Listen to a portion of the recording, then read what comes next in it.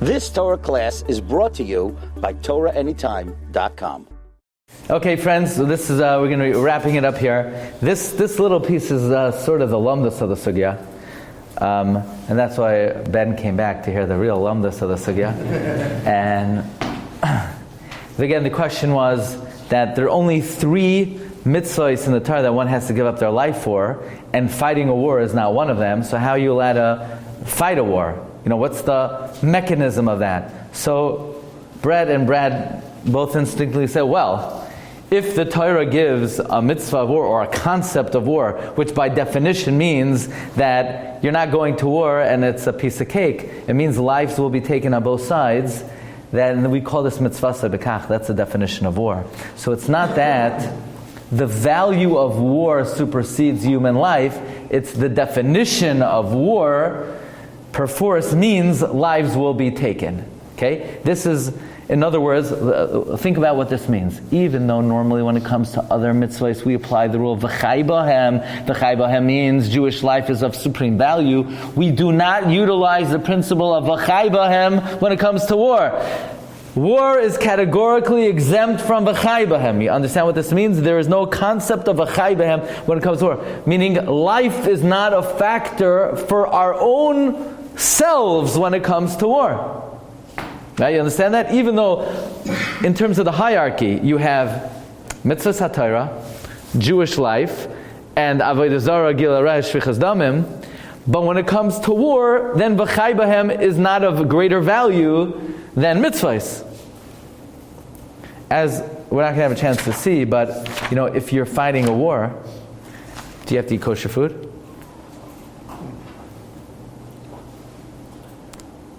You know, are you bound by regular dinei Torah? Are you bound by Hilchos Shabbos? Do you have to keep Shabbos? There is an idea that, in other words, the realm of war is different. It's a different realm. Now, obviously, we're not talking about when you can easily, but it does seem like that. Here's the thing: if someone's life is on the line, do they have to keep Shabbos? No. What if somebody's just there's a question if their life is on the line? Also, what if their life is not on the line? You know, but I mean, you never know. You know, there is a threshold of saying, "Come on, pal, keep Shabbos." Just because you know you have a little boo-boo on your finger, you could still keep Shabbos. Yeah, but you never know; it might get infected, and it might. But when it comes to war, it might be different. You know, in other words. Could you keep Shabbos? Yeah, but maybe the enemy's not there. No, when it comes to war, things might be different. Okay, so basically, that's the chiddush of the Minchas Chinuch, the Netzil Brisker Rav, that v'chai b'hem does not apply to war. So, Rav Asher Weiss and Rav Hershel Schachter apply the following very novel idea. You ready? That means if v'chai b'hem does not apply to war for us, meaning even though normally Jewish life is the greatest value, but not when I'm fighting a war. So if v'chai b'hem does not apply to our side when it comes to war, does the supreme value of human life apply to the enemy's side? If it doesn't even apply to our own lives, now all of a sudden we have to apply the importance and supreme value of human life for the enemy. It doesn't even apply for our side, and it therefore for sure doesn't apply to their side. So the concept of, yeah, but you have to be concerned for innocent civilians is somewhat fundamentally flawed, you know, in a halachic sense. Because when it comes to war, we don't ascribe the great value of human life. In general life we do, now when it comes to war. So if we don't ascribe the great value of Jewish life to our side, are we going to ascribe the great value of human life when it comes to the other side? So therefore, the argument is, based on this moral, and based on the value that we're allowed to go to war, you started this, and when the war begins, then that is where the value of human life, unfortunately, there's something in the Torah called, there's Eis Shalom, and there's also Eis Milchama. And Eis Milchama, for the sake of the great value of human life in the future, we may have to mitigate and put a compromise on the general value of human life in general. Now, I want to close with two very brief things. Number one, back to the Yerushalmi. So the Yerushalmi, remember, Eliyahu HaNavi used to visit Rabbi Shua ben Levi, but he couldn't visit Rabbi Shua ben Levi because Rabbi Shua ben Levi violated Mishnah's Chasidim. So we had a question. What was the poor rabbi supposed to do? Have everyone die? So Brett said, Reb Chaim Kanievsky says he should have had someone else do it. Should have gone to war. Chazon Ish has a different take on this.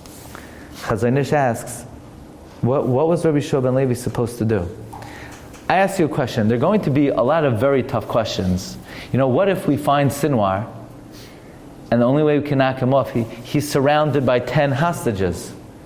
But the longer this guy lives, the longer the war goes on, the longer he instigates our enemies against us, more Jewish. Would there ever be a point in time that we could kill him, even if it meant some of our own falling? Like, what would we do in that type of situation? We could put an end to the war, but it would mean taking the life of one of our own. So the Chazon Ish says something out of this world. Again, the question is, take a look on page 47. What should Rabbi Yeshua ben Levi, what should he have done? Look in Siman Chaf Hey, second paragraph. Ulefiza, Uvda de Rabbi Yeshua ben Levi. Afilu l'reish Lakish. Kivan du ulabar koitziv neschai v'hen misa. Ay v'ha da amar le Eliyahu she'ein zu mishnas chasidim. You know what that means? Not that he should have had someone else do it. Ein HaKadosh Baruch Hu mazmin davar kazeh l'chasidav. God would never put a righteous person in this situation.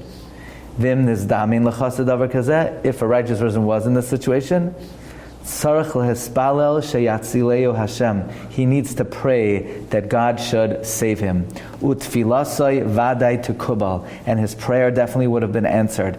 So Eliyahu HaNavi is saying, Rabbi Shua ben Levi, but you shouldn't have given him over. Rabbi Shua ben Levi said, what am I supposed to do? You should have prayed that when you're in a bind in life, the answer is not always, well, pick the lesser of the two evils. Sometimes the answer is, you need to pray to God and say, God, you decide on this one, because I can't take that decision into my own hands.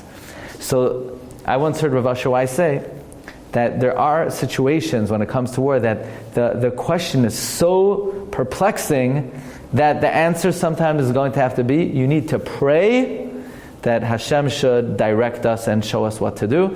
And I think this is something that we all could do. That HaKadosh Baruch Hu, we all need to daven that Hashem bring peace to Klal Yisrael, bring home all the hostages, and we shouldn't have to face sometimes these very tough dilemmas. Now I just want to point out one last thing, 2 minutes, okay?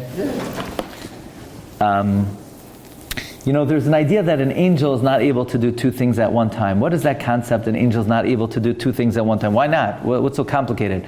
Like I like to say, a human being could ride a bike and chew gum at the same time, but an angel can't do two things at the same time.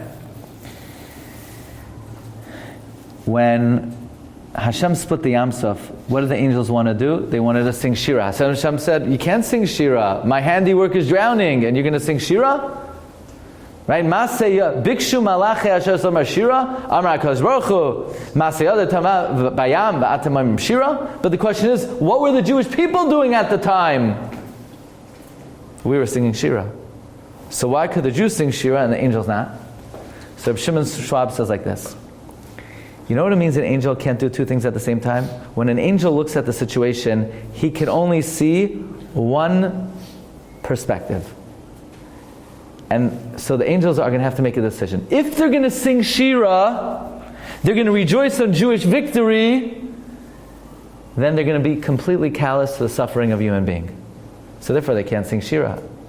But a human being is much more sophisticated. Klal Yisrael, they could sing Shira and at the same time have a tinge of pain that other people are suffering. Human being is able to do both. And there's nothing wrong with being joyous over Jewish victory and at the same time having a tinge of empathy. Look, innocent civilians are suffering. You know, in the liberal world, it's either, well, if you're being victorious, then you're not sympathetic to the plight of the suffering. No, we're still sympathetic. We're not handing out candies because people are dying like our enemies do. So a very important attitude to have is, we have to win this war. And the only way to win the war is we have to be decisive. And if that means that there are going to be civilians who maybe are not in favor of that regime, well, you know, what is an army supposed to do? So we have to be victorious. And when we are victorious, we will celebrate our victory. And at the same time, we still have empathy for human suffering. And this is the greatness of man. Man has the complexity to be able to rejoice in victory and be sympathetic to plight at the same time. An angel can't see both sides of the story. So hopefully this gives us some principles with which we can assimilate what's taking place and how to have a correct attitude toward it. And in the merit of us learning about this war, Be'ez Hashem, it should be a zechus for Kallah Yisrael, it should be a zechus for our families, and I'm very grateful to learn together with you over the Shabbos. I thank you, Rabbi Meir, for making this possible, and I thank Rabbi Gary, and it's really a great zechus for me to join you over the last couple of days, and I wish you all ksivach simatayla. Thank you very much. You've just experienced another Torah class brought to you by TorahAnytime.com.